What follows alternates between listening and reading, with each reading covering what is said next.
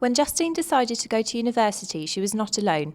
In fact, the year she applied to study psychology, she was amongst nearly 500,000 sixth form leavers going on to higher education in the UK.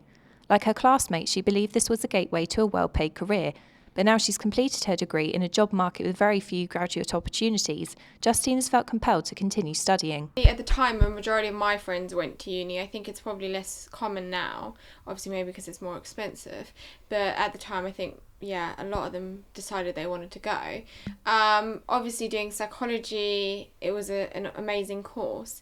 But beneficial, I'm not really too sure, just because obviously with a lot of degrees you can probably go straight into work, whereas with psychology it's not really something that you can do. You need to kind of further it with a master's or a PhD, or you can't really get into, and you can't even advise anyone because you're not classed as a psychologist, so it can make it very difficult. 14 years after Tony Blair's pledge for 50% of 18-year-olds to go to university, there are now more people getting degrees than would have had A-levels a generation ago. But as more young people leave higher education with large student debts, how realistic was it for them to find skilled work that matched their qualifications? What Tony Blair imagined was this imaginary of the knowledge economy, where companies would pay large sums of money for the brains of people.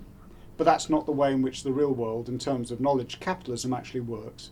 Because what companies want is the knowledge, but at the cheapest price possible. The idea that you would shift the cost of higher education onto students because they would get a higher return in the labour market is just plain wrong. But economists say it's hard for employers to judge the need for higher qualifications. If you ask employers what they think the outlook is for the next 12 months, they struggle to give you an answer. So it's very difficult for the market to give the right signal to young people about whether they should go to university and whether they should, what sort of subjects they should study, because essentially if you're an 18-year-old making that decision, you need to know what the economy is going to be like in 3 or 4 years' time when you graduate, but also in 10 or 15 years' time as your career develops. And frankly, that information just isn't there.